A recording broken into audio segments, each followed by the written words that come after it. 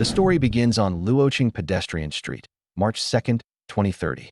The streets are bright and bustling, filled with tall buildings covered in colorful signs. Inside a dimly lit office, a man's voice breaks the silence. He asks a question with a sharp tone.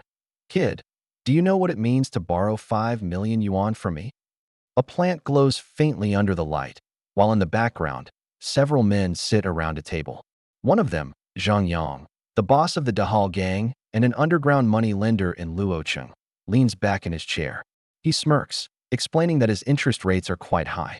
Lighting a cigarette, he takes a slow drag before continuing. Smoke rises as his eyes narrow with amusement. Across from him sits a nervous young man, trembling as sweat runs down his face. Two large bodyguards stand behind him, their shadows falling over his chair. Trying to sound confident despite his fear, he tells Brother Zhang that as long as he is willing to lend him the money, the interest rate can be as high as needed. Zhang Yang leans forward, resting his chin on his hands. His tone turns calm, yet dangerous. He says, "All right," and tells the boy that it will be 4% daily interest, that he will lend him 5 million, and he must pay back 7 million half a year later.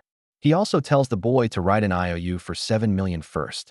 Then Zhang Yang's eyes glint coldly as he adds that at the same time, he must provide collateral of equal value. The young man trembles as he nervously holds out a document, his voice shaking as he speaks, telling Brother Zhang that it is his house's property deed and asking him to take a look. Zhang Yang takes the paper and examines it with a faint smile, commenting that the house is a bit old now and worth only about 3 to 4 million yuan at most. In his mind, he scoffs, thinking how foolish it is for someone to use a large, flat apartment over 140 square meters for a high-interest loan. To him, it is like a sheep willingly walking into a wolf's den.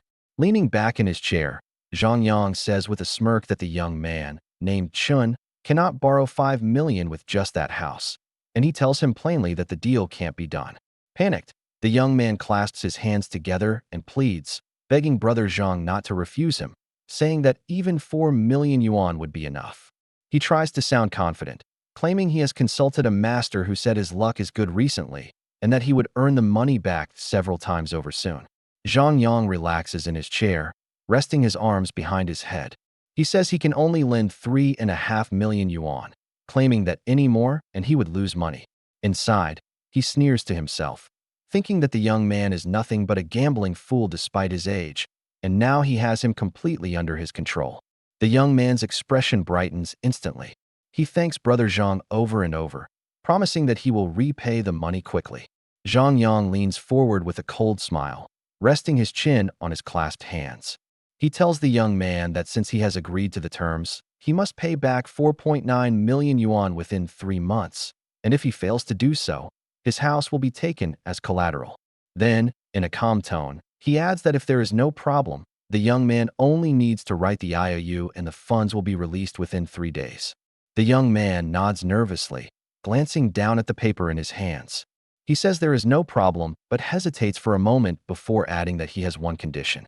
Zhang Yang raises an eyebrow, intrigued, and leans in slightly, asking what it is. 10 minutes later, the deal is done. Outside the building, the young man steps out smiling, clutching his documents. One of Zhang Yang's men stands by the door, seeing him off with a polite tone, saying, "Thank you for your patronage. Brother Chun, take care." The young man looks at his phone and sees a message appear on the screen. His mobile account has received 3.5 million yuan. Relief and excitement flash in his eyes. After confirming the money, the young man smiles and calls Zhang Yang an idiot. His expression darkens as his eyes glow with a faint red light, and a cold smile creeps across his face. He whispers to himself that the apocalypse will descend in 1 month, and when that happens, who would be left to repay this useless loan? With the money now in his hands, he vows to prepare well this time. He does not intend to live the same miserable life he lived in his previous one. In his previous life, a catastrophic natural disaster had struck the blue star. It was a terrifying event that completely altered the planet's ecosystem. The sun unleashed a surge of violent solar radiation, and the Earth was engulfed in searing light. The global temperature soared to nearly 50 degrees Celsius, turning the world into a blazing inferno. Under the burning skies, humanity was plunged into chaos. A 30-day high-temperature apocalypse began. Cities melted, The ground cracked, and the once living world became a wasteland of fire. In the ruins, even the animals turned feral. A black wolf with glowing red eyes nosed hungrily at the remains of a scorched human arm. Meanwhile, back in the present, Zhang Yang laughed loudly in his office, holding the signed contract. He couldn't believe how easily the young man had agreed to raise the interest rate just to get the money faster. His laughter echoed as he mocked, saying that gambling dogs like him didn't deserve a house anyway. One of his subordinates approached him, looking puzzled.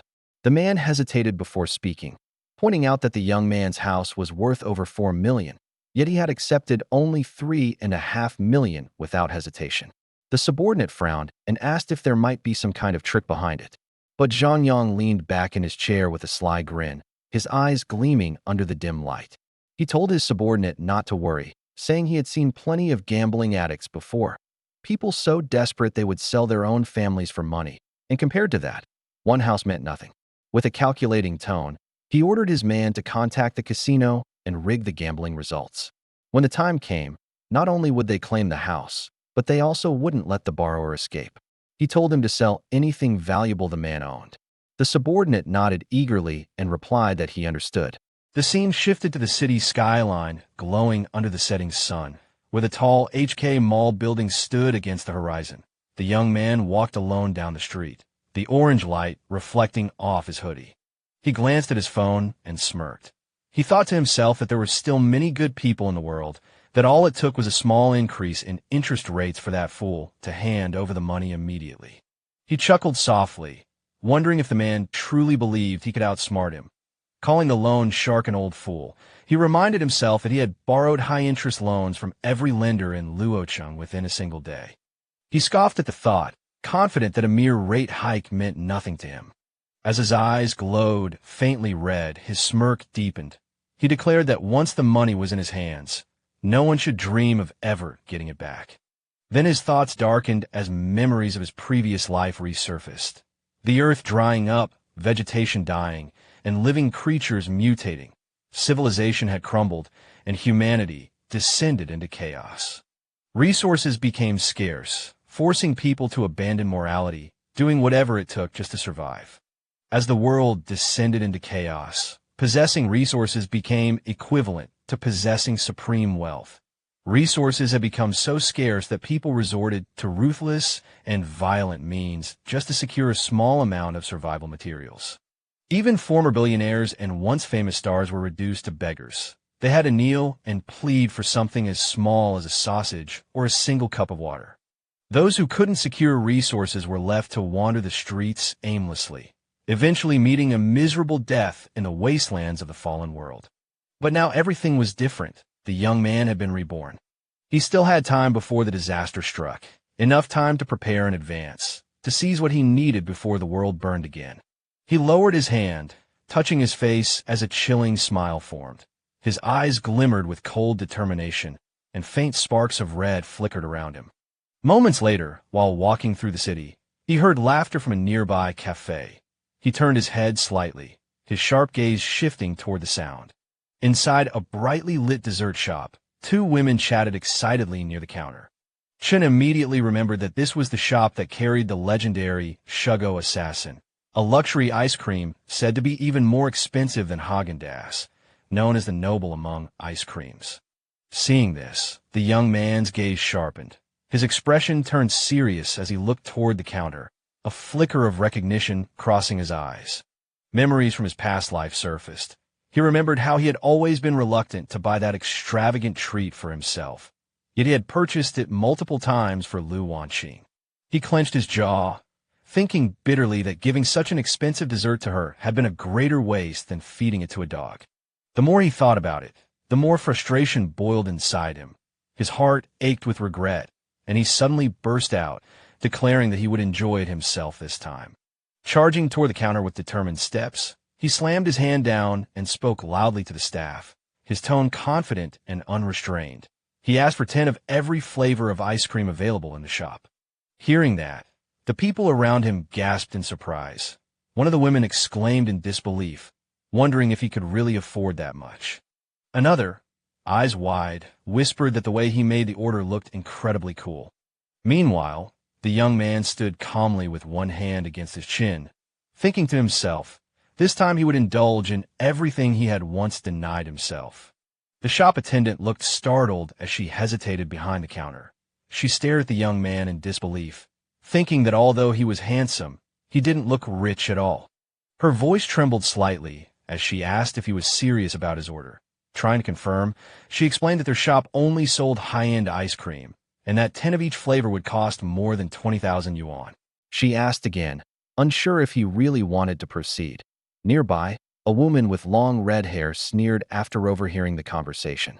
With a mocking smile, she said that someone like him dressed so plainly couldn't possibly afford such luxury. She laughed arrogantly and added that if he truly managed to pay for it, she would kowtow to him in public. The young man's eyes narrowed as he turned toward her, his tone calm but sharp. He asked if the words she had just said were true. The woman's smile faltered, her expression turning defensive. She snapped back, asking if he really expected her to bow to him, demanding to know what kind of person he thought he was to act so arrogantly. But the young man only smirked, his expression turning cold and confident. He told her that he was offering her a way out, but since she insisted on provoking him, she would definitely end up kowtowing. His voice lowered as he added with chilling certainty that not even God could stop it now. He had already spoken it into existence. The woman's face twisted in anger as she shouted at him, but the young man only smiled faintly, unfazed by her outburst. Turning toward the counter, he calmly instructed the shop attendant to pack all the ice cream in the store, saying that he would take everything. As the staff hesitated, he pulled out his phone and displayed his account balance, a staggering 20 million yuan. The woman's confident expression froze instantly, while the attendant's eyes widened in shock. Trembling, she stammered that she needed to confirm with her manager and quickly hurried away. Moments later, the store manager arrived, bowing politely. He introduced himself as Fei Qi and asked what Mr. Chen required. The young man looked relaxed, his tone composed as he told the manager to calculate the total price of all the ice cream in the store, and added casually that they wouldn't need to open for business today. Hearing this, Manager Fei blinked in disbelief, but quickly nodded with a respectful smile. He told the young man to wait for a moment as he checked the inventory. Secretly astonished, he muttered to himself, wondering what kind of big shot would buy up an entire month's sales revenue in one go. He thought about how few people ever purchase such expensive ice cream. Most customers only came to admire it. After a brief calculation, the manager returned and announced that the merchandise currently on display was worth 70,000 yuan, while the total stock, including the inventory, was around 1 million yuan. Hearing this, the young man smirked slightly. He thought to himself that it wasn't all that expensive after all. Since the apocalypse was coming anyway, he might as well empty their entire stock. If the world ended, he could simply sit at home and enjoy his ice cream in peace. Chun calmly told the manager that he would transfer a deposit of 300,000 yuan first and instructed him to deliver all the ice cream from their inventory to his address as soon as possible. The manager's eyes widened in surprise, but quickly turned into excitement. He eagerly nodded and assured Chun that everything would be handled right away, calling him Brother Chun with sudden respect. With a slight smile, Chun turned toward the group of women standing nearby. His voice was calm, but confident as he said they could choose any ice cream they liked from the store. Everything was on him. The women gasped in shock. One of them exclaimed happily that Chun was paying for it all, while another blurted out in disbelief at how rich he was. Their faces lit up with excitement as they admired him, whispering that he looked even more handsome now. Chun stood tall with a relaxed grin, his arms open in a confident gesture. Then his expression shifted slightly as he turned his gaze toward the red-haired woman who had mocked him earlier. His tone turned sharp as he reminded her that his offer excluded her, that he was still waiting for her to keep her word and kowtow to him. The woman froze, her confidence vanishing. Her lips trembled as she tried to speak, but only managed to stammer weakly. Moments later, unable to bear the humiliation, she dropped to her knees before him, bowing her head low to the ground. Chun looked down at her with a calm smile, standing tall and composed as the others stared in stunned silence. The scene then shifted to a peaceful view of a riverside lined with cherry blossom trees, petals drifting gently through the air under the glow of a warm sunset. Chin sat on a wooden bench, holding a popsicle in one hand and taking a bite with a relaxed smile. He nodded to himself and commented that the ice cream, fittingly named Assassin, truly lived up to its reputation. Its taste and texture were exceptional. As he leaned back, he muttered softly while eating, but midway through his words, he lifted his hand. A sudden surge of blue light appeared, twisting the air in front of him. A dark, square-shaped portal shimmered into existence, surrounded by glowing energy lines. Chin explained to himself that his ability could keep anything inside it perfectly preserved, allowing him to enjoy fresh ice cream anytime he wanted. He smiled, amused by the thought, and casually flicked a small blue bag into the glowing portal. With a confident tone, he said that with this power, inviting over any star or young model wouldn't be a problem. Just thinking about it made him feel excited. Chin raised his hand as a black, glowing square appeared before him. He looked at it thoughtfully, his voice calm as he said that he hadn't expected his ability to be reborn along with him. He recalled that in his previous life, abilities had only started awakening gradually after the apocalypse began. A faint smile appeared on his lips as he gazed at the mysterious power hovering above his palm. He admitted that he didn't fully understand how it worked, but he knew one thing for certain. This would become his greatest trump card in the days to come. He then sat back down on the bench under the cherry blossoms, petals drifting around him as the evening light glowed softly. In a quiet tone, he said that it was time to start preparing for what lay ahead, building a safe house, setting up cold storage, gathering weapons, and securing an energy reserve. With a small sigh, he muttered that he still had a lot to do. Just then, his phone suddenly chimed with a ringtone announcing, "Little Fairy is calling." Chin blinked in surprise and turned his head slightly. He pulled out his phone and frowned when he saw the name flashing on the screen, Lu Wanqing. His expression darkened as he muttered that it was her again, calling it bad luck. Chin paused when he saw the name Lu Wanqing glowing faintly in the darkness. After Chin's parents passed away, Lu Wanqing appeared in his life like a savior. In his grief and loneliness, he saw her as a source of warmth and light, someone who reached out a helping hand when the world felt empty. Back then, he was too naive to realize her true intentions. To him, she seemed like the light that had entered his dark world. But in reality, what she was after wasn't him. It was the inheritance his parents had left behind.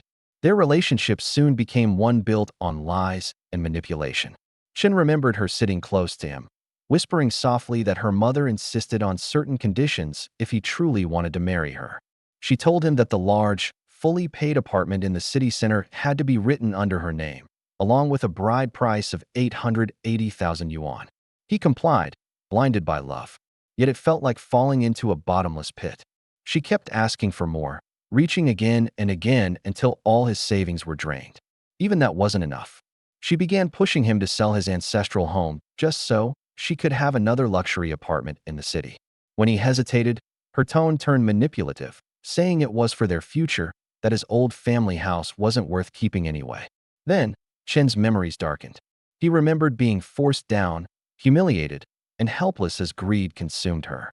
Later, she stood beside another man in a dark room, smiling coldly as she introduced Chun like an object. She told the man, whom she addressed as Young Master, that Chun was the one she had mentioned before, the one who perfectly met the man's special material requirements. At that moment, Chin finally understood.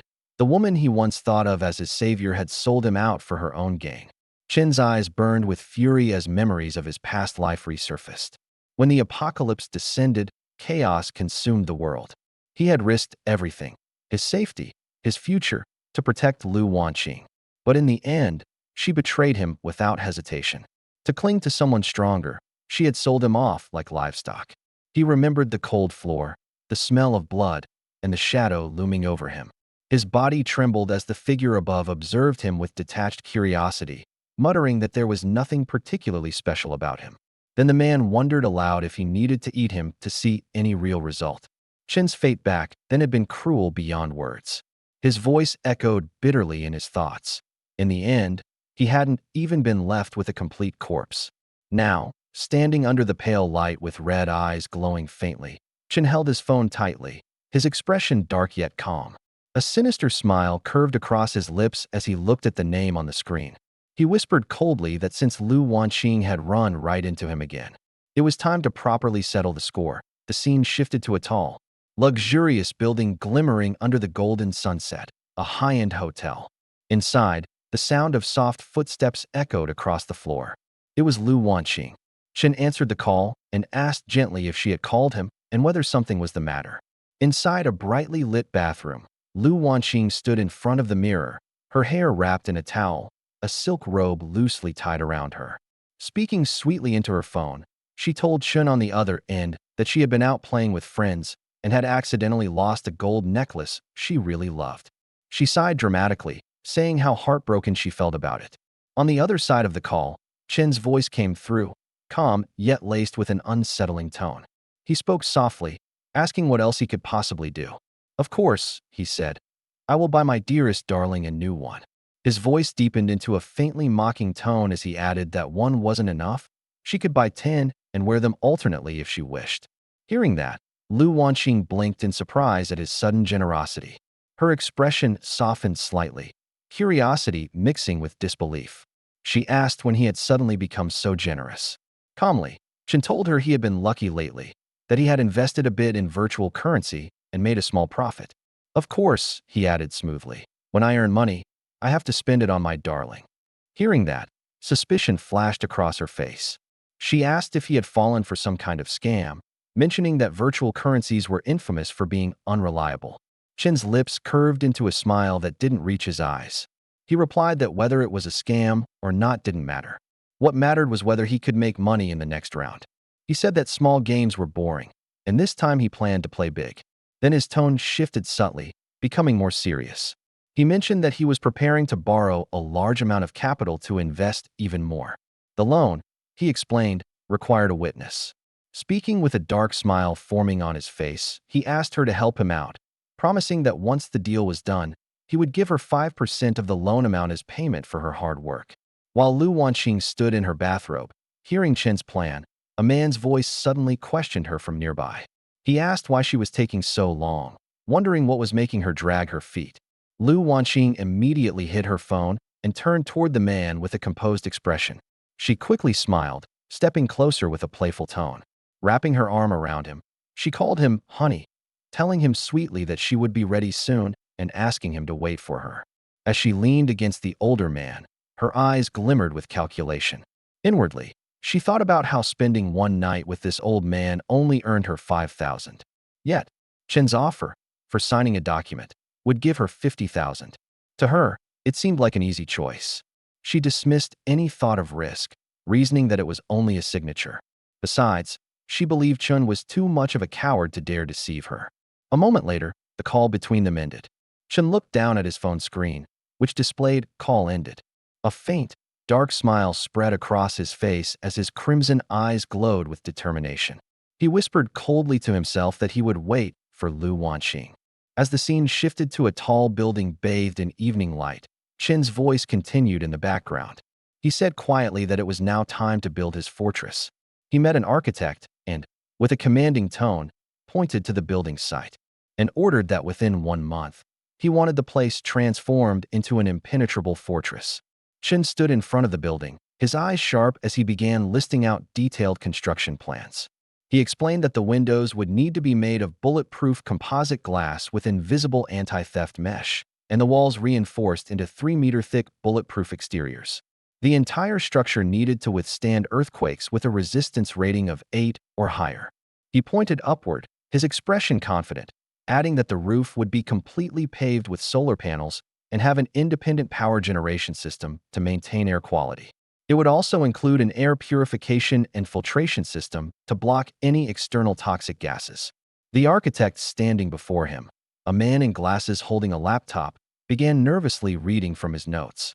He explained that the fortress would include an independent ecological system capable of supplying 72 hours of oxygen and water circulation.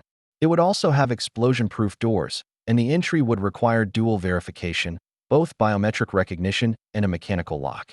Chen's voice grew firm as he summarized the plan, declaring that within 1 month, the entire building must be rebuilt into an impact-resistant fortress equipped with a complete life support system.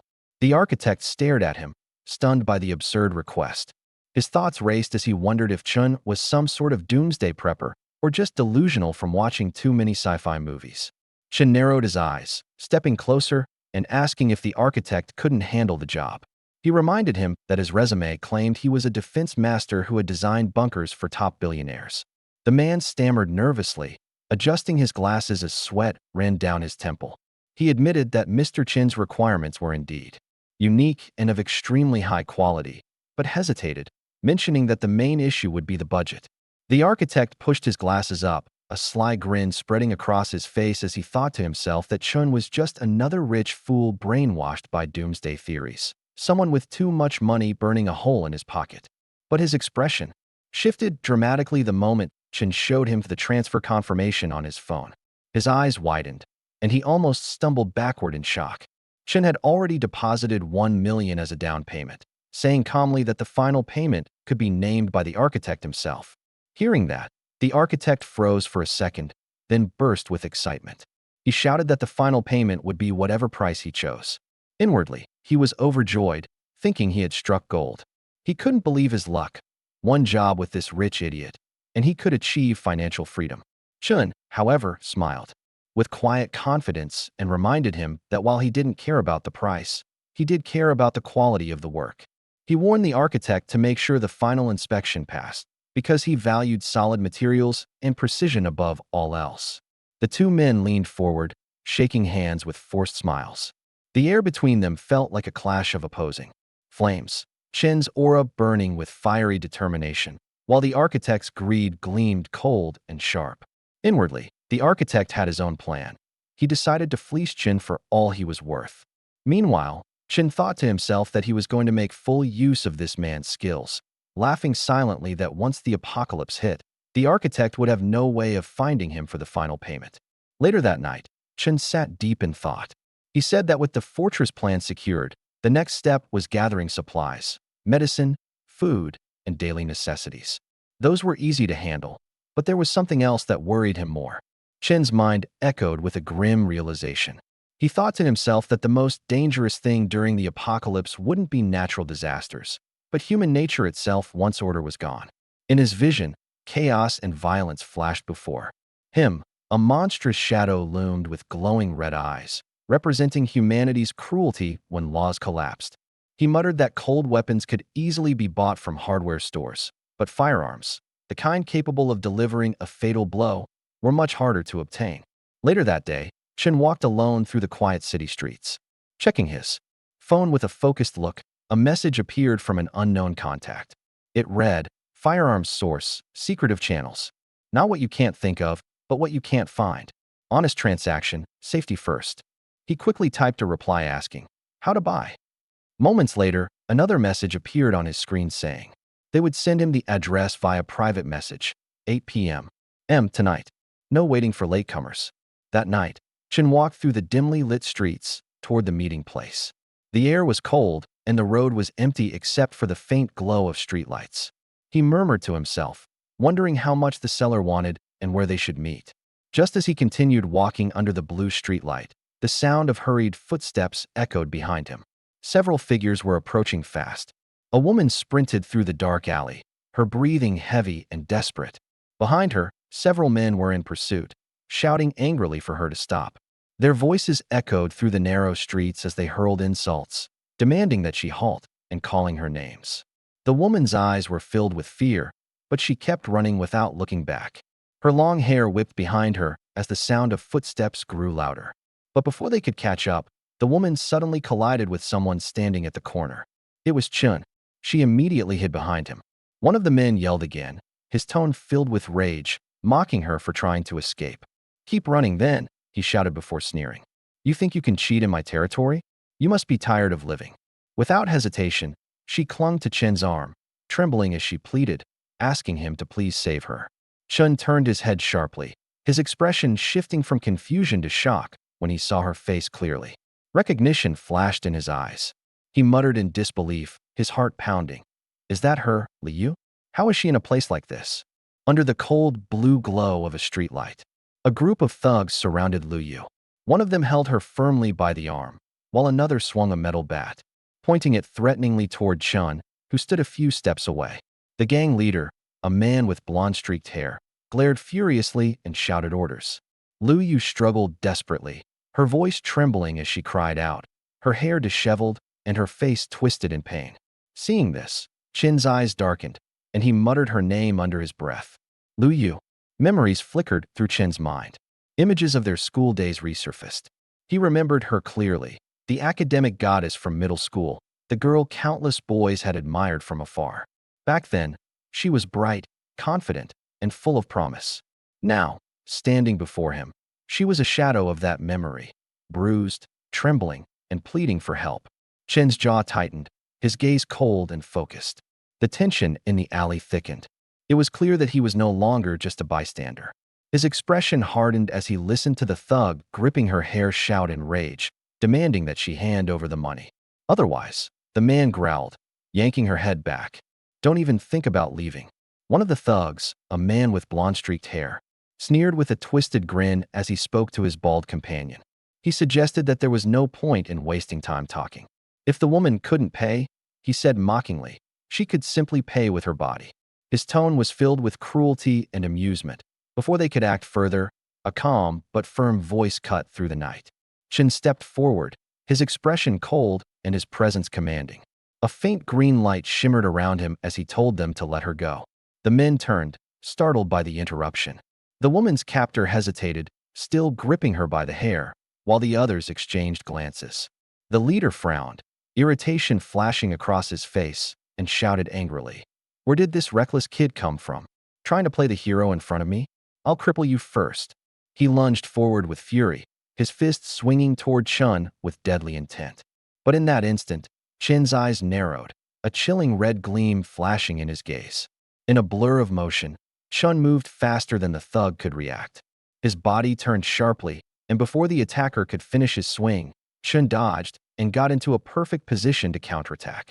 Chin's hand shot out, grabbing the attacker's wrist mid-swing. A sharp crack echoed through the alley, halting the assault in an instant.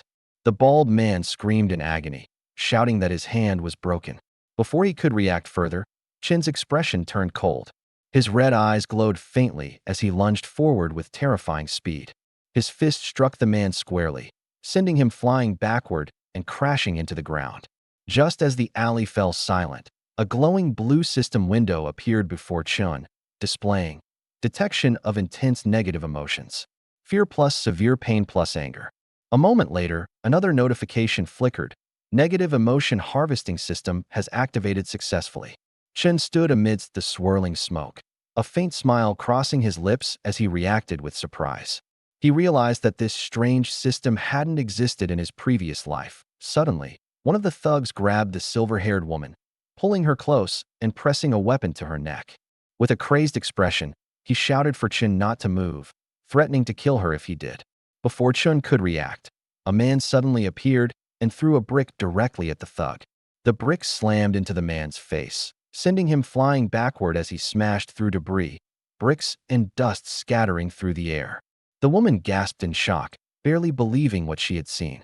The remaining two thugs froze, their eyes widening in horror as a heavy block of debris landed right beside them, making them flinch in fear. Just then, a new figure appeared at the end of the alley. He stepped forward with a cocky grin and mocked the scene, saying it was shameful for a group of grown men to gang up on a single girl. Enraged by the taunt, one of the bald thugs raised his bat, charging forward furiously while shouting that they were asking for death. The thugs rushed in, swinging their weapons recklessly. Chen moved first, his expression calm but sharp. With a swift motion, he deflected one attack, his hand striking with precise force. At the same time, the new boy launched a powerful kick, sending another thug flying backward. The alley echoed with heavy impacts as bodies hit the ground one after another. Chin's eyes glowed faintly red, his movements too fast for the eye to follow. In an instant, he appeared in front of another thug and delivered a clean, devastating punch that sent the man reeling. Working in perfect sync, both men struck at the same time. Chin's fist slammed into one attacker's jaw, while his companion's kick sent another crashing onto the pavement. As the last remaining thug staggered, Chin clicked his tongue in mild annoyance before finishing him with a single decisive blow. The man collapsed to the ground, gasping in pain as Chen's foot pressed down on his chest, leaving the entire street silent. Chun and the new boy stood tall under the streetlights, their feet pressing down on the fallen thugs. The defeated men groaned in pain, unable to move. Chen's red eyes narrowed slightly as he muttered a single word, "Scram." Hearing that, the thugs panicked, scrambling to their feet and fleeing in terror. As they ran, a system notification appeared before Chen's eyes, stating that he had gained fear +1, panic +1, severe pain +1, despair +1, humiliation +1. Another notification followed, informing Chun that his negative emotion value had exceeded 10 for the first time.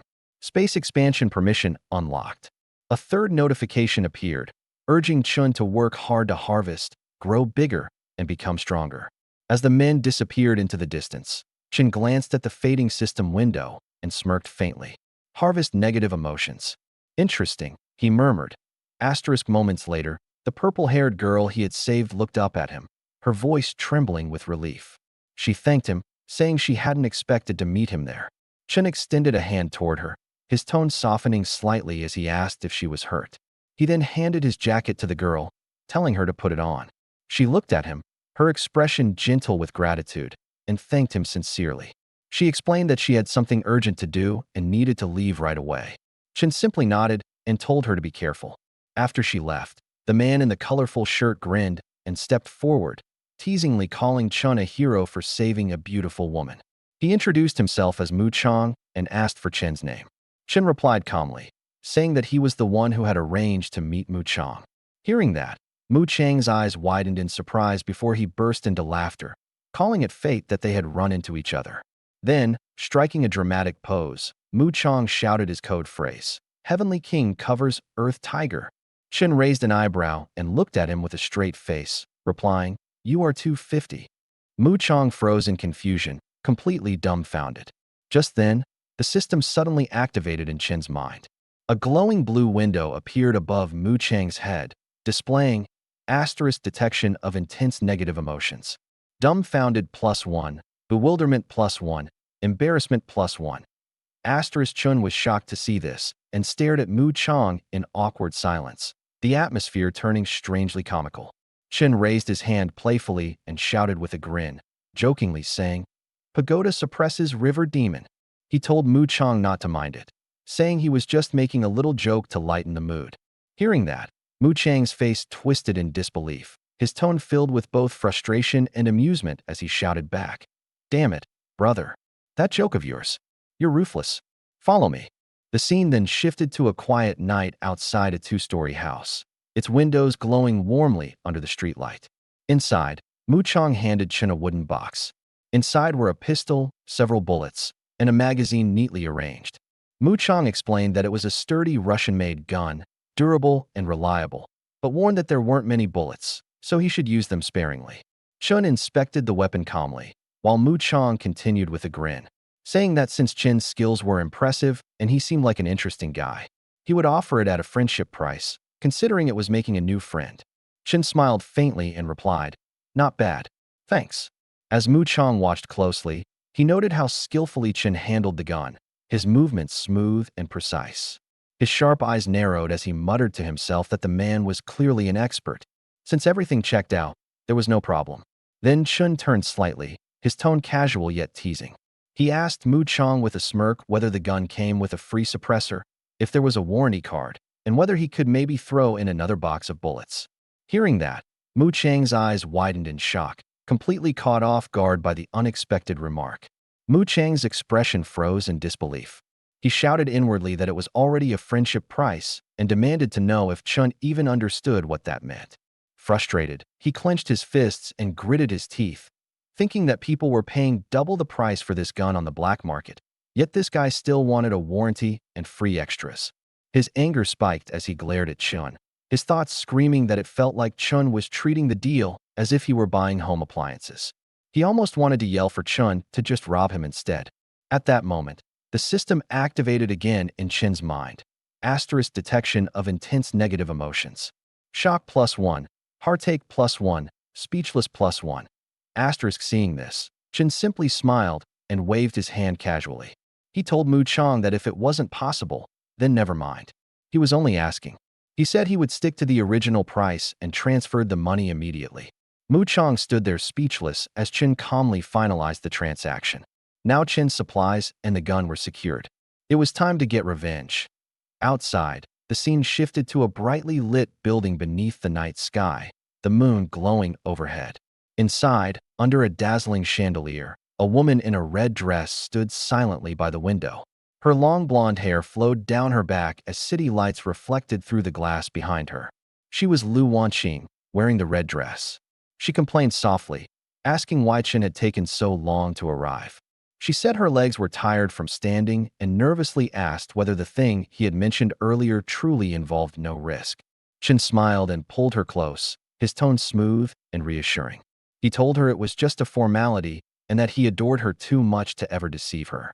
Hearing this, Lu Wanqing leaned back with a cigarette between her fingers, her expression turning sly. She thought to herself that Chun was just a gullible fool who had nearly sold his blood once just to buy her a handbag. She smirked, convinced that he was too infatuated to ever betray her. Then they went inside. In the room, Zhang Yang sat across from her, flanked by 2 bodyguards. He praised her confidence and said with a grin that her signature was beautiful. Lu Wanqing smiled faintly, unaware of the trap she had just walked into. Zhang Yang, wearing a cunning smile, watched as her signature appeared on the contract. Inwardly, he mocked her, thinking that she believed she was only signing as a guarantor, when in truth, once her name was written, the entire debt would belong to her.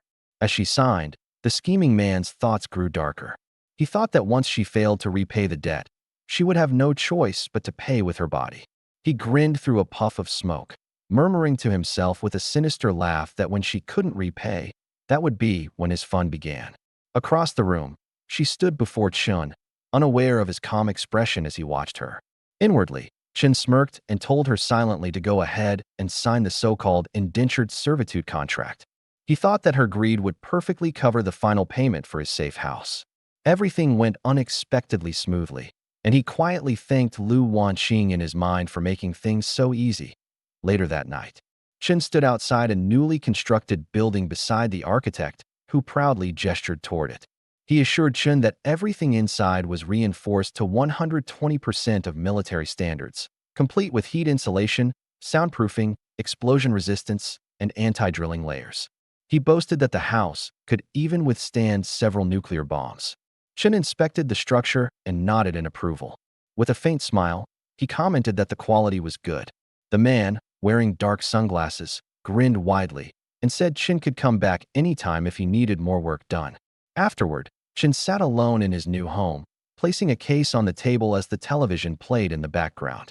The news anchor's voice filled the room, reporting that due to unprecedented super-strong solar flare activity, the world was about to experience continuous extreme high-temperature weather on a global scale. The broadcast continued, warning that temperatures across many regions would soon break all historical records, urging every citizen to prepare for protection. As the reporter's voice echoed faintly in the background, Chen wrapped a cloth around the barrel of his gun, his grip tightening. He lifted the weapon and pressed it against his temple with a faint smile, whispering a single word. Finally, his crimson eyes sharpened with determination. The reflection of burning light danced within them as he turned toward the massive window, his expression calm and resolute. The golden-orange light from outside cast a fiery glow across his face as he muttered quietly, "It's here." Outside, the sky was engulfed in a blinding inferno. A colossal sun-like flare loomed over the city skyline, flooding the world in crimson light. Chen stood before it in silence, gun in hand, watching as the fiery apocalypse began to descend upon the world. The news reported that a super-strong solar flare had erupted. Because of this, the Earth's ionosphere was facing violent disturbances. Extreme high temperatures were appearing in many places around the world, and daytime temperatures were expected to rise to 45 degrees Celsius. Citizens were advised to take heat stroke prevention measures and avoid going outside at noon unless it was necessary. Chen stood by the window, sweat running down his face. He looked outside and thought that the temperature was starting to rise, but this was only the beginning. The city streets were bathed in strong sunlight, and heat shimmered between the tall buildings. On the other side of the building, at home, a woman leaned against the balcony, already exhausted. She exclaimed that it was unbelievably hot, even early in the morning. Sweat dripped from her body as she complained that the weather was really killing her and wondered how long this high temperature would last. Meanwhile, outside the residential neighborhood, a vendor shouted to the neighbors that the weather was deadly. He said he had heard that the temperature would keep rising next week. He warned everyone about a supply shortage. He announced loudly that water and electricity would soon be rationed. He told people that if they did not stock up now, they would not even have mineral water to drink later. He urged everyone to hurry, saying this was his last batch of goods. As he wiped the sweat from his face, he thought to himself that this heat wave was like money coming straight to his door. He believed he would be letting himself down if he did not use this chance to make a fortune. Nearby, a woman looked at the melons and asked the boss if he could sell them cheaper because they were too expensive. The vendor stared at the woman with wide eyes and blurted out, "You're a beauty." He smiled and said that the melon was very sweet and asked if they wanted him to cut one for them to taste. He added that if they bought two, he would give them a 20% discount and even throw in a pack of tissues for free. The women looked at each other. One of them politely refused and said they would just buy one. The vendor kept pushing and told them to buy more and stock up. He said the weather was so hot that there might not be any left for sale tomorrow. On the other hand, an old man pointed at the water and asked the boss to make it cheaper too. The vendor immediately refused. He shouted that it was a small business and that there was absolutely no bargaining. Nearby, Chin watched silently. He frowned and clicked his tongue, thinking about Liatafu, the vendor. He remembered that in his past life, when the weather became so hot, he had also come to Liatafu's supermarket to buy supplies just like everyone else. He saw packets of chips lying on the ground. When he bent down to pick up an item that had fallen, Liatafu suddenly grabbed him by the collar and shouted loudly, calling everyone to look. He accused Chun of stealing and claimed he had caught him red-handed. Chun quickly explained that he did not steal anything. He said he had only seen it fall on the ground and wanted to pick it up and put it back. However, Liatafu sneered and mocked him, asking if he was really that kind-hearted. He looked at Chin's worn clothes and said his hands were not clean. He demanded money and threatened to send him to the police station if he did not pay. People around them began whispering. Someone mocked that at such a young age he still chose to steal. Another person said they did not know how his parents had taught him. Someone else added that since he was not speaking, it must mean he had admitted it. However, Chun refused the allegation again and again, telling everyone that he did not steal anything. At that moment, no one believed him. In the present, Chun stopped in front of them, his face calm but his eyes cold. He looked at the scene and then turned his head slightly, watching Liatafu closely. After that, he looked around inside the shop and saw a packet of onion potato chips displayed on the shelf, marked at 50 yen per pack under a manager's recommendation. Chun smiled and calmly asked Boss Liatafu whether his chips were made of gold or if they could prevent heat stroke, questioning why they were sold at such a high price. Boss Liatafu's face stiffened. Sweat rolled down his face as he glared at him, anger clearly rising. At that moment, a strange panel appeared, showing that strong negative emotion had been detected. Boss Liatafu suddenly shouted and told him to get lost. He warned Chin not to touch the chips if he could not afford them, and asked if he could even pay if he broke them. Another panel flashed, showing even stronger negative emotion, this time full of irritation. The atmosphere around them grew tense as Boss Liatafu's anger continued to build. Chin smiled faintly and warned Boss Liatafu that hoarding so many goods might make it hard for him to sleep at night. He told him to be careful or someone might steal from him. Boss Liatafu froze for a moment, then exploded in anger. He shouted, asking who the young man thought he was cursing. He yelled that he would beat him up and mocked him, saying the heat must have made him crazy. Chin calmly told Boss Liatafu to calm down. He then asked if Boss Liatafu had been suffering from insomnia, strange dreams, weak knees, or night sweats recently. Boss Liatafu was stunned. After hesitating, he admitted that it was true, at least a little. Chun continued, suggesting that there might be a Finchu problem with Boss Liatafu's warehouse. Boss Liatafu's eyes widened. He sucked in a breath and muttered that he knew it. Chun clicked his tongue and said that he already knew it. He stepped closer and began examining Boss Liatafu's face. He said that Boss Liatafu's intang looked dark. Boss Liatafu suddenly felt dizzy as his vision blurred. His eyes widened as he shouted that his eyes could not focus. Chin watched calmly and said that this was a typical deficiency. Boss Liatafu completely lost his temper. He shouted that the young man was the one with the problem and cursed his whole family, telling him to get out. Chen remained calm. He warned boss Liadafu to take care of his health, saying that too much anger harmed the body, especially for someone like him. He clicked his tongue and said that if boss Liadafu did not pay attention to it, he might die young. As he spoke, he casually flicked a coin into the air and turned away. Boss Liadafu staggered back, clutching his head in fury. At that moment, a panel appeared, showing a massive surge of negative emotion filled with intense anger. Sometime later, as night fell, Chen stood alone in front of Liadafu's store. In his heart, he thought about his past life. He remembered how he had swallowed his anger and let others push him around. In this life, he decided he would take everything back with interest. He then recalled that he could use spatial expansion once enough emotions were gathered. He thought that the emotions contributed by Liadafu were just right to use. A system panel appeared. It showed that 20 points of negative emotion had been consumed. Another notification followed, announcing that the storage space had expanded by 200 cubic meters. A strange, buzzing sound echoed as dark energy gathered in his hand. Chen looked down at his palm, then slowly raised his head. A faint smile appeared on his face as his eyes glowed with calm confidence. After that, the scene shifted to the next day. Liadafu happily went back to open his store. However, when he went inside, Liadafu froze in place. Sweat ran down his face as he stared ahead in shock. He opened his mouth trying to speak, but no words came out. The shelves inside the store, all the racks, were empty. The entire storage area had been cleared in silence, leaving nothing behind. He screamed in rage, demanding to know where his goods had gone. He shouted, asking who did it and who dared to steal from him.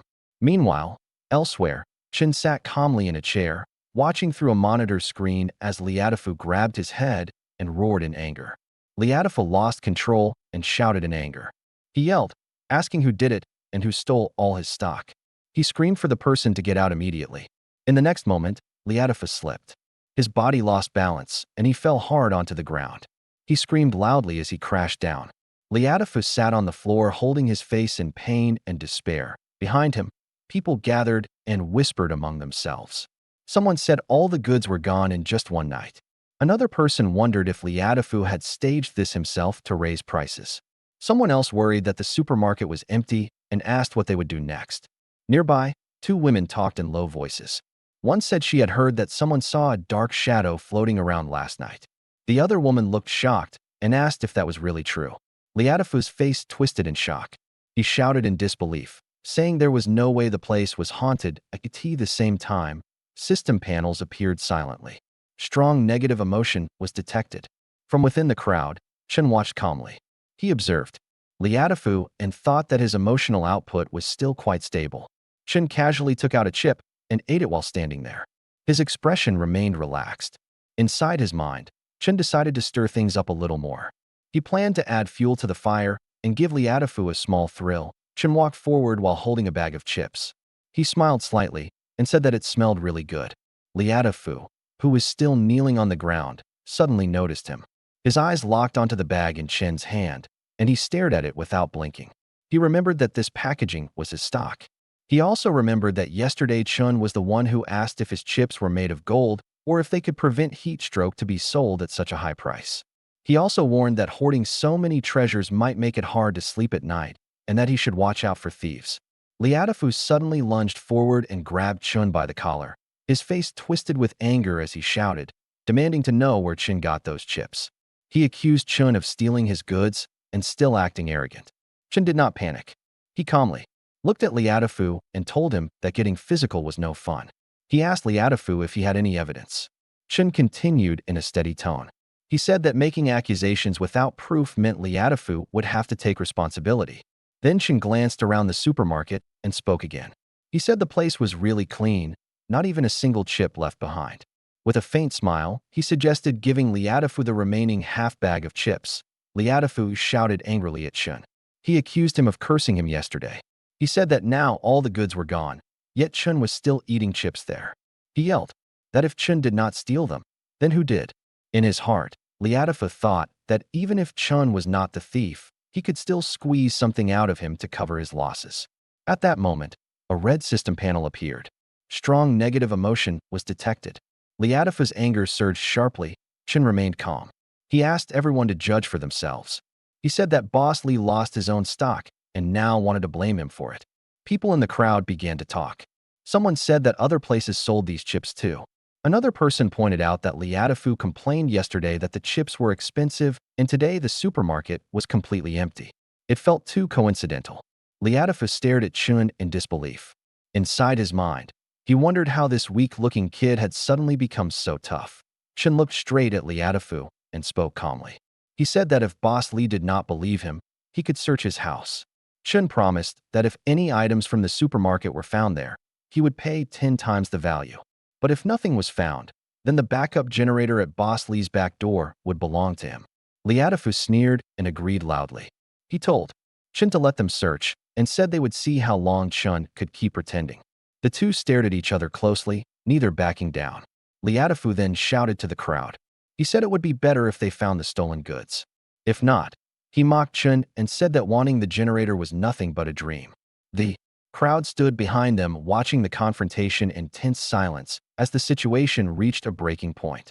After that, the group entered Chin's house and everyone froze in place.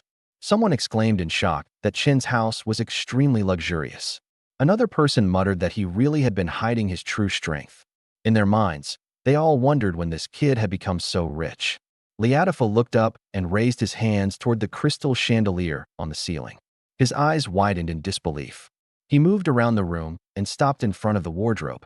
When he saw the expensive clothes hanging neatly inside, his mouth fell open. Then the refrigerator door was opened. Inside were neatly arranged drinks, jars of food, cakes, and fresh meat. Everything looked carefully stored and untouched. Next to it, a safe was revealed. When it was opened, stacks of gold bars were seen inside, shining brightly. Liadafu leaned closer and peeked inside, his face turning pale. Cold sweat rolled down his face as shock completely took over.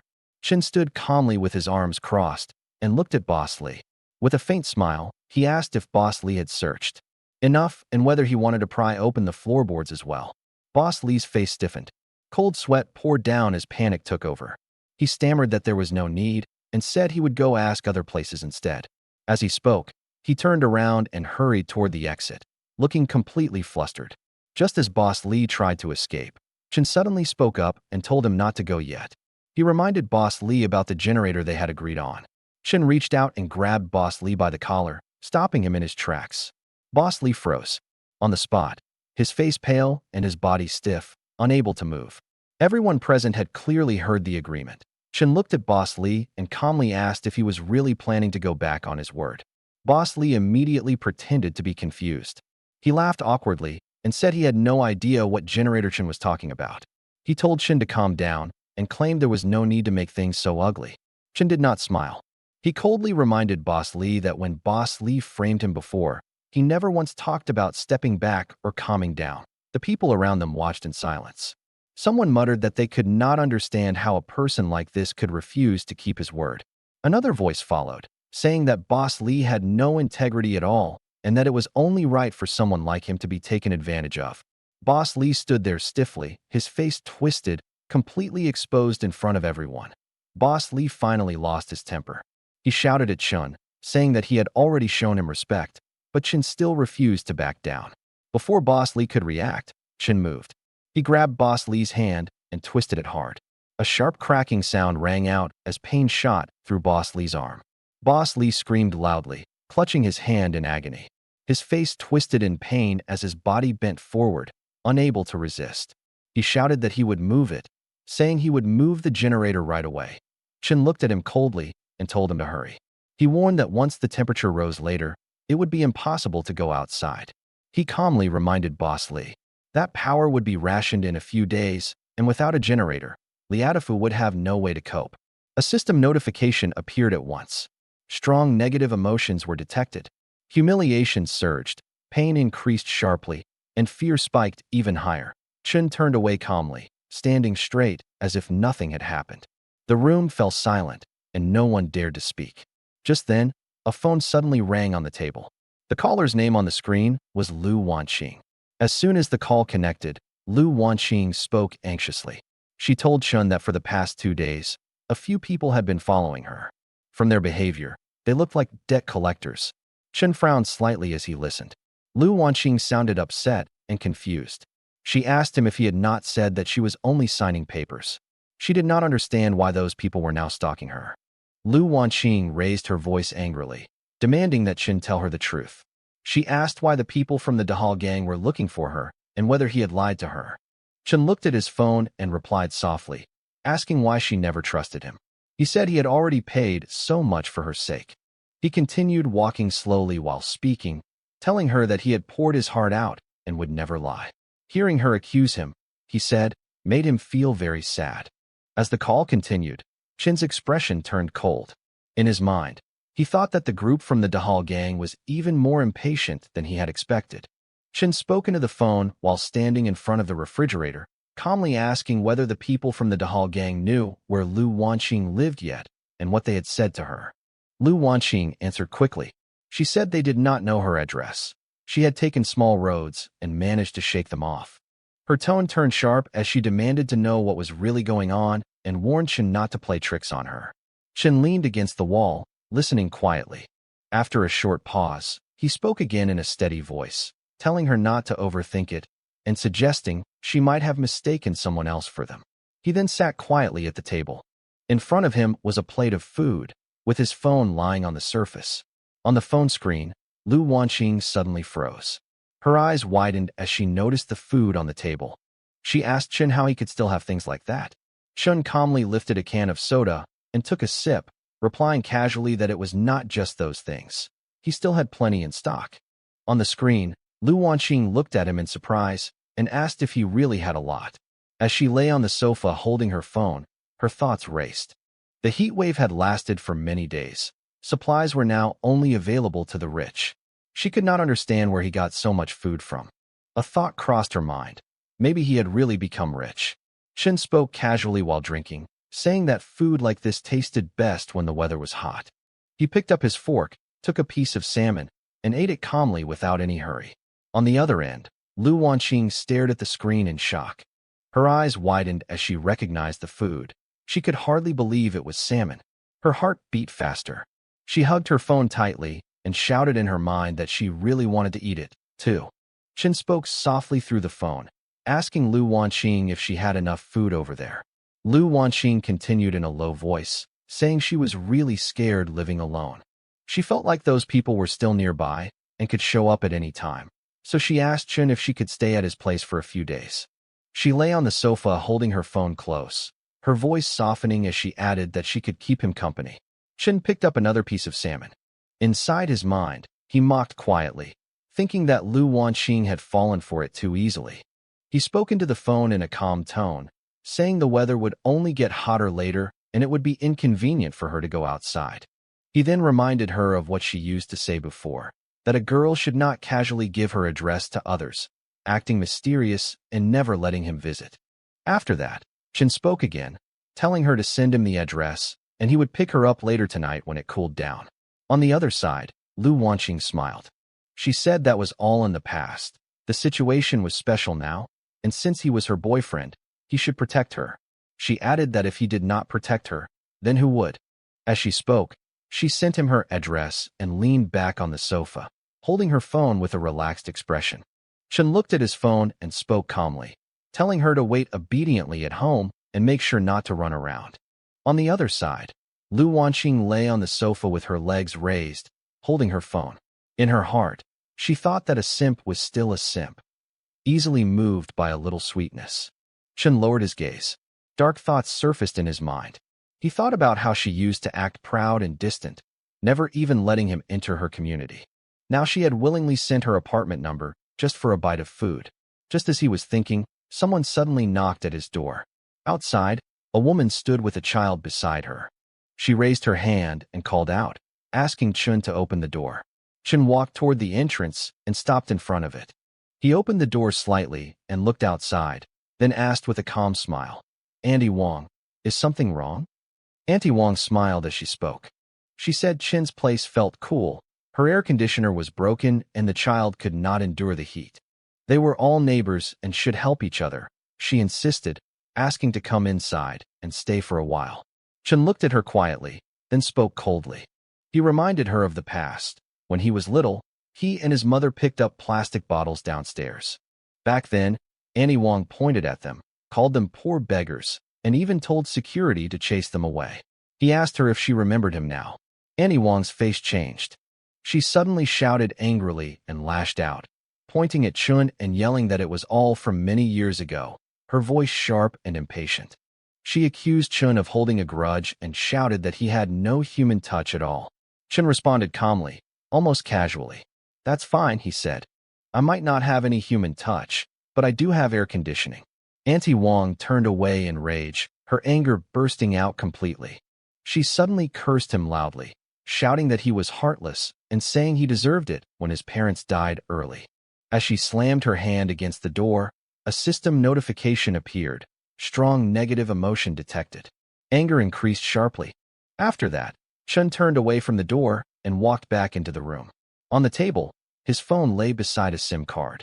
Chun picked it up and inserted the new SIM into the phone, holding it in one hand. He called the Dahal gang leader. Chun held the phone to his ear and spoke in a low voice. He said that he knew Lu Wanqing's address. He told the Dahal gang that he had already sent it over and that she lived alone, making her very easy to find. After the call ended, Chun stood quietly on the balcony. Sunlight fell across the room behind him. He looked down and softly spoke her name, Lu Wanqing. The show, he thought, had begun. Lu Wanqing stood in front of the mirror and looked at herself. A satisfied smile appeared on her face. She thought that soon she would be able to move into Chen's air-conditioned room. In her mind, she imagined Chun kneeling in front of her and believed that only this kind of easy and carefree life was worthy of her. She sat comfortably, enjoying the cool air, looking relaxed and confident. Later, she lay on the bed and lit a cigarette, holding it lightly between her fingers. Her expression was calm, as if everything was already under her control. Suddenly, a knock sounded at the door. Lu Wanqing turned her head in surprise and got up. She walked to the door and opened it slightly. With a smile, she spoke casually, asking why he had arrived so early. Inside her heart, she mocked silently, thinking that he was truly eager and easy to manipulate. But Lu Wanqing's eyes widened in shock. Fear spread across her face as she realized something was wrong. 3 men stood in front of her. The man in the middle was Zhang Yang. He stepped forward, blocking her path. She looked at them in panic and asked how they knew where she lived. Zhang slapped her aside and smiled coldly. He told her that the money she owed to the Dahal gang had to be paid back today. Hearing that, Lu Wanqing trembled. She tried to argue and said that the money was not hers. She shouted that Chun had borrowed it and tricked her into signing. She told them to go find him instead. Zhang then leaned closer, holding the contract in his hand. He said the agreement was clear. Whoever signed it had to pay. He told her to stop talking nonsense. Hearing that, Lu Wanqing lost her balance and fell to the floor. Fear and regret filled her face. Zhang straightened up and gave an order. He told his men to search the place and take everything valuable. The 2 men behind him moved forward, their eyes cold as they began to carry out the order. One of the men lifted a wooden plank and smashed the furniture while searching the room. Drawers were pulled open and things were thrown everywhere. Lu Wanqing shouted in panic. She told them to stop rummaging and said she was calling Chun. She claimed he would come right away and told them to go look for him instead. The men ignored her. They opened her bags and poured everything out. Jewelry scattered across the table, but Zhang only glanced at it with disappointment. He said these things were just scraps and not even enough to cover the interest. Lu Wanqing stood frozen, her face pale with fear. She realized there was nothing valuable enough to satisfy them. The man sat down lazily on the sofa and picked up one of the bags. He said they had come all this way in the hot weather and could not leave empty-handed. He lifted the bag and looked at it coldly, repeating that these scraps were still not enough. Lu Wanqing's legs weakened. She backed away and shouted desperately, telling them not to come closer. She cried that the money was with Chun and begged them to go find him instead. Zhang closed in on her. Her voice trembled as fear completely took over. Zhang's eyes narrowed as he looked down at Lu Wanqing. A cold smile slowly formed on his face. Lu Wanqing clenched her fists and spoke in a hurry. She said that Chun had many supplies and would be coming to pick her up soon. She told them to wait for him and ask him for the money instead. She quickly took out her phone and tried to call Chun. The call did not go through. A cold voice from the phone said that the number she had dialed was currently unavailable. Lu Wanqing froze. She stared at the screen in disbelief and tried again. The same message played once more. Her hands began to shake. Sweat ran down her face as fear filled her eyes. She looked up and said weakly that no one was answering. The room grew silent. Zhang, standing in front of her, did not move. Their shadows slowly closed in as her last hope faded away. Lu Wanqing stared in disbelief. Her eyes trembled as she wondered how this could be happening. She hurriedly tried to calm everyone. She said, "Chen must be busy," and did not hear the phone ring. She forced a nervous smile and said she would call him again right away. But before she could react, Zhang suddenly lashed out. He threw her phone and cursed her harshly, calling her stupid. He said Chen had already sold her out. He shouted that Chen never planned to repay the money from the start and had only tricked her into signing. Hearing this, Lu Wanqing froze. Her face turned pale as she muttered in shock, unable to understand what she was hearing. Zhang grabbed her hair roughly and pulled her toward him. She screamed and told him to let go. Tears filled her eyes as she struggled. She shouted that they should go find Chun instead. She cried that only Chun had the things they wanted and begged him to release her. A sharp scream filled the room as Lu Wanqing was dragged down to the floor. She cried out in pain and fear while the men stood around her. The door burst closed with a loud crash as Zhang forced Lu Wanqing inside. At the same moment, her phone slipped from her hand and fell to the ground. The screen shattered as it hit the floor. Broken sounds echoed while her cries continued. Her screams filled the air. She tried to speak, but only broken words came out. Fear overwhelmed her as her screams grew louder. Elsewhere, Chen sat calmly in a quiet room. He leaned back in his chair, holding a glass of red wine. His phone lay on the table nearby, glowing softly. His expression remained relaxed and cold, as if everything was going exactly as planned. He lifted the glass slightly and looked ahead with a faint smile. In his mind, he addressed her calmly. He wished Lu Wanqing a good taste of the apocalypse passion. Sometime later, Lu Wanqing's quiet apartment building stood under the city lights. One window was lit while the rest remained dark.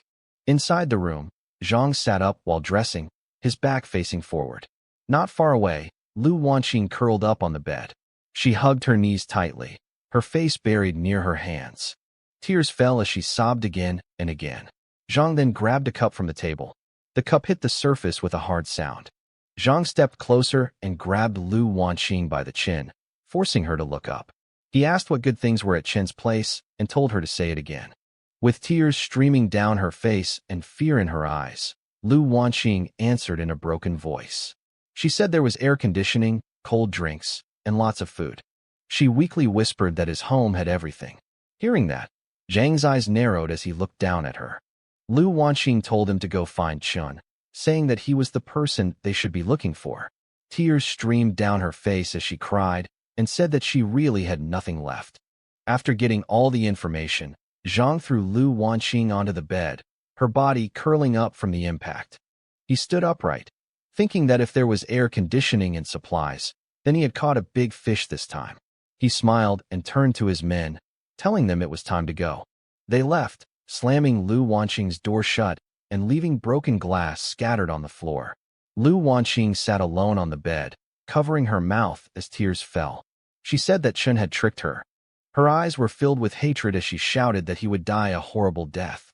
The street lay quiet under the cover of night, flanked on both sides by towering apartment buildings.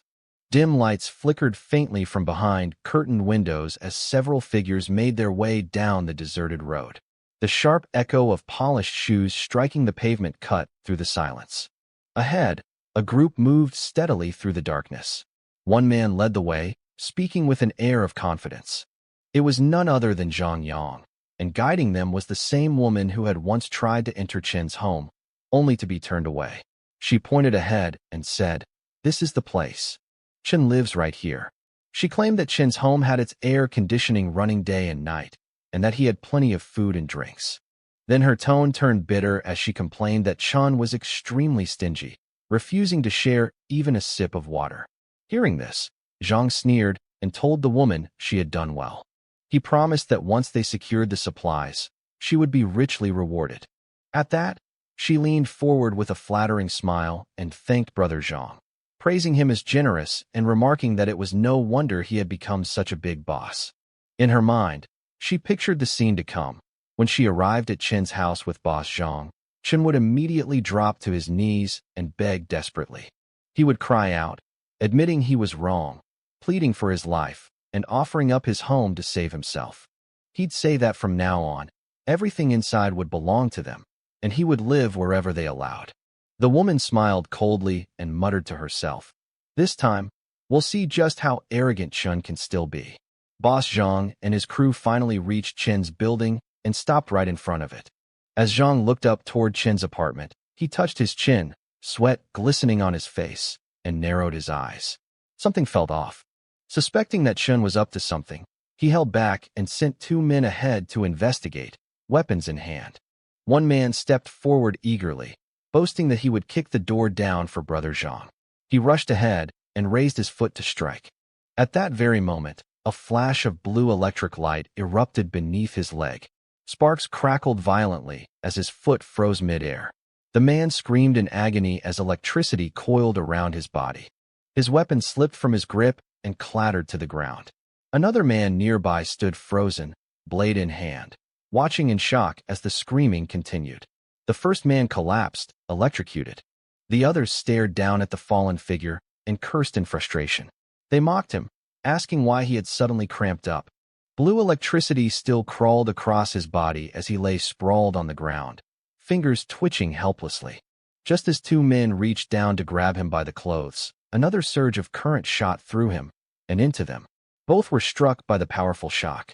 They screamed, begging for help as the lightning wrapped tighter around their bodies. Seeing this, the rest of the group froze in place.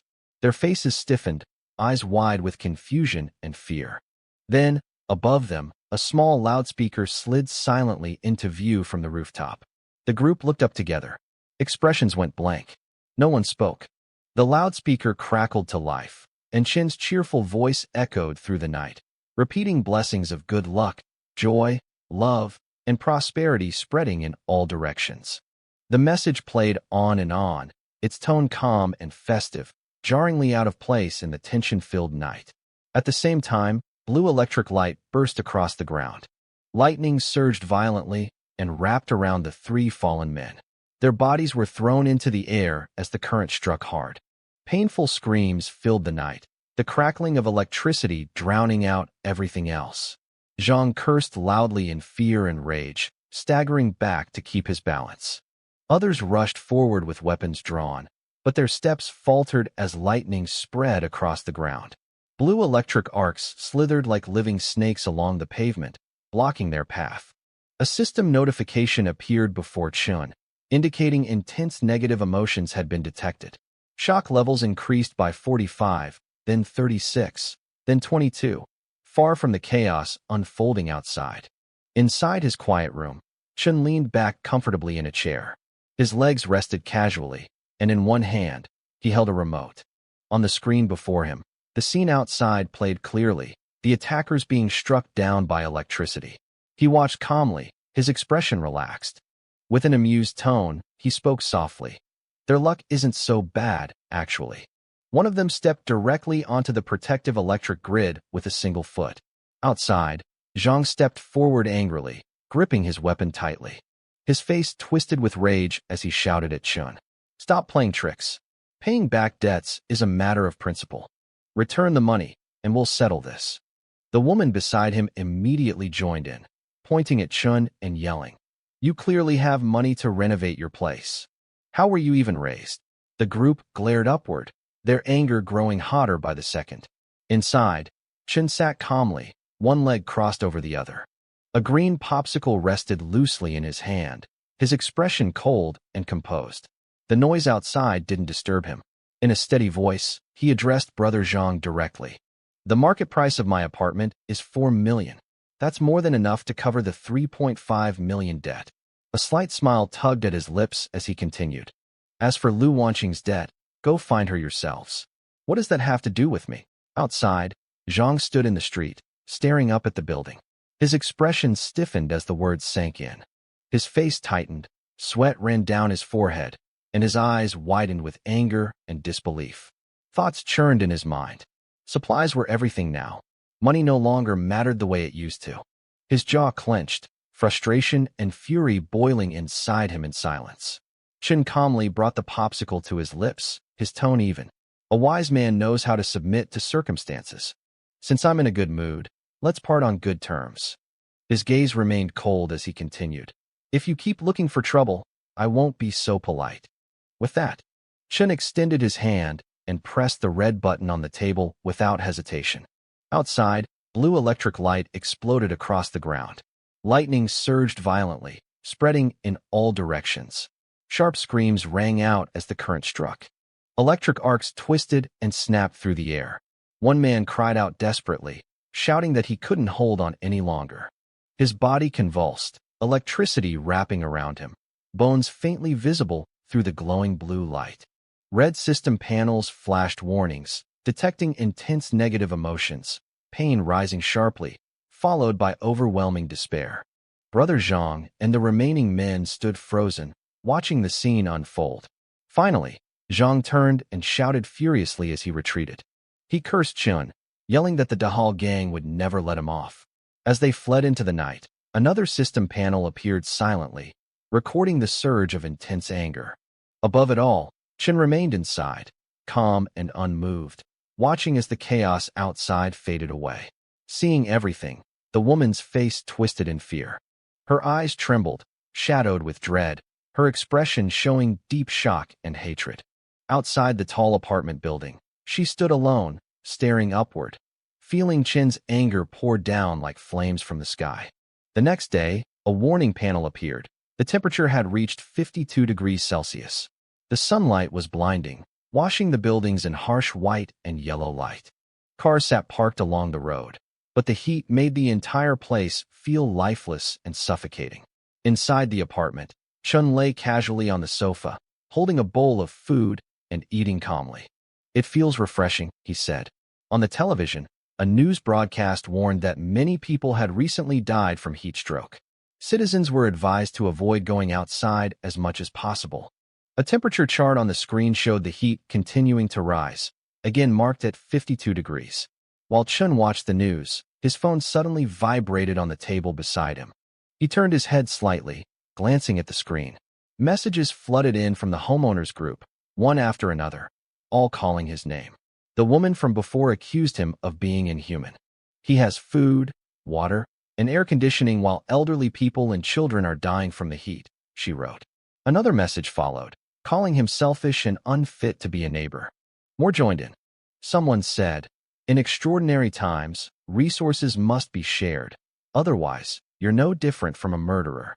Another demanded, "We're about to die from the heat. Do you feel no shame?" Someone else directly told Chen to come out and give everyone an explanation. Chen calmly lifted a glass of water and took a sip. His expression didn't change. With his other hand, he casually scrolled through the messages on his phone without haste. As the messages piled up, system panels appeared one after another. One showed that intense jealousy had been detected. Another followed immediately, reporting even stronger anger. Then suddenly, a larger red system window appeared, announcing that the total negative emotion value had exceeded 1,000 and that rewards were being calculated.